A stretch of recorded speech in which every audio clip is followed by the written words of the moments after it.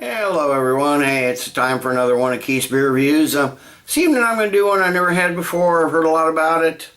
This is a very odd beer. I'm going to do the Harviestoun, or Harviestoun, I guess Harviestoun. I checked it out. I checked out a couple of reviews to see how people were pronouncing it. Some of them called it an old ale, some of them called it a porter. It even had porter on the label. Mine says black ale. So I don't really know what to call this. It's got a pretty keen little cap. Cute little mouse there. Definitely gotta save that cap. They don't really say on the website what it is. It says Old Engine Oil is strong and dark but wickedly smooth. Chocolate dominates the palate but is nicely balanced by a hoppy bitterness. Old Engine Oil is a delicious post-prandial meal with a bittersweet aftertaste. Harviestoun's founder, Ken Brooker, spent much of his early life crafting wooden design prototypes for Ford. The viscous nature of this beer reminded him of car engine oil, so he named it in honor of his second love, the internal combustion engine. This comes in at 6% ABV. I know Beer Advocate, because I'm confused on this one. Beer Advocate calls it an English porter. Rate Beer calls it a Scotch ale. Like I said, I watched some reviews. I just threw the name Harviestoun in the Google search. Came up with a couple of reviews. One from Peter, the Master of Hoppets, and another one from Winton.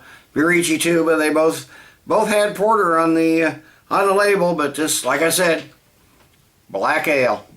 So let's give this a taste. I'm not knowing what to expect. Add another cap, nice little cap, cute little mouse. Add that to my collection. So let me get this in the glass. Glug, glug, glug right down the center. Hold on, here comes the train. Looks like I'm getting a hell of a head on it, so let me get the train get past and then I will continue.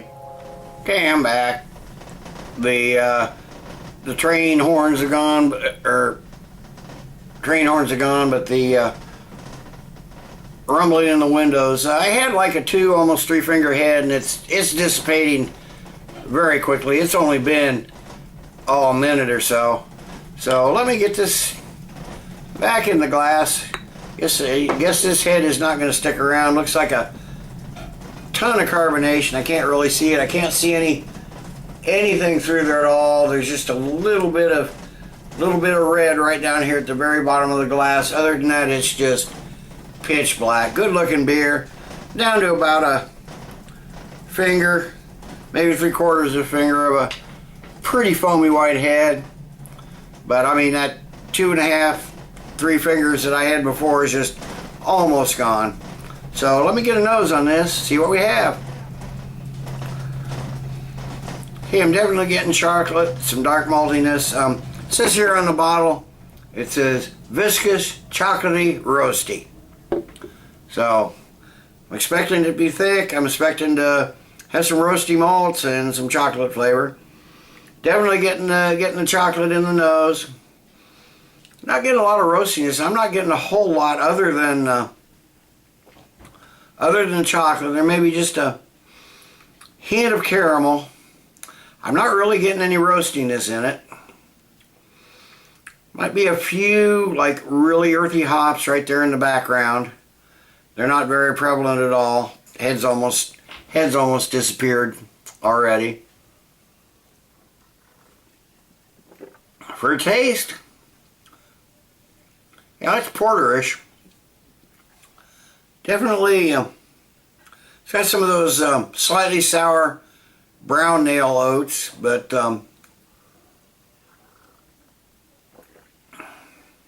got some nice herbal, spicy hoppiness on the finish.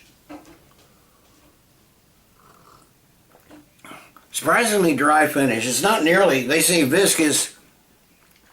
At least so far it's pretty thin. I can't see when I I don't even see any carbonation at all, and like you look that way, you can't see through it at all, so you can't tell.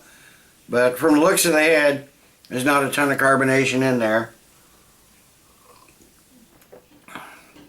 Definitely not viscous. I'd say medium-bodied, but it's got apparently a low carbonation. I didn't see much, and you can't really see through it, but it's a decent tasting beer. I don't know. It's sort of got the old ale, some old ale characteristics. Definitely got some porterish characteristics, but I still don't know what to call this. For now, gonna call it a black ale. So let me sit and let this warm up a bit. Until next time, I'll be back in a few with the final thoughts and grade. Okay, I'm back. It's been 15 minutes or so. This warmed up a little bit. I've noticed as it's warmed up, there's just a good amount of smokiness that's come out. I didn't catch it when it was cold, straight from the fridge. But there is a nice amount of smokiness in there, so maybe I think that's what they're talking about with their roasty. It's not a Rausch beer by any stretch of the imagination, but there is a good deal of smokiness. I think I'd still call this. I'd say this is closer to a porter or an old ale. I'm not sure why they're now calling it a black ale, but it's a good, decent beer. It's a nice, interesting change of pace. There's a dryness here and a little bit of sourness on the finish that probably make it a little rough to have more than a couple. But I'm enjoying it. It's not your, if this is not your typical English porter, that's for sure. It's a good solid beer. I don't really know what to call it. I don't think I could call it a porter. I don't think I could call it an old ale. It's got characteristics of both.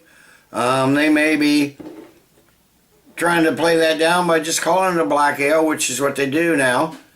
Well, I did see it with porter on the label on a couple of reviews. So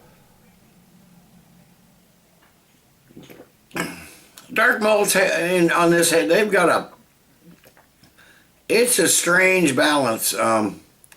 So it almost comes on a little harsh, but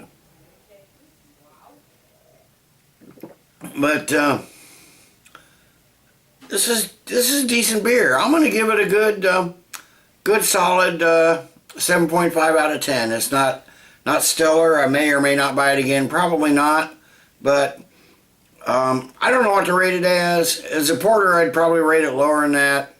As an old ale, it'd probably even lower than that. But it's an interesting, like I said, interesting change of pace. Very unique twist on a beer. I like it, but I'm not sure what I think about it. I know I couldn't drink more than one, but it's worth a try. And like I said, I give it 7.5 out of 10. Till next time, everybody, cheers. Keep drinking good beer.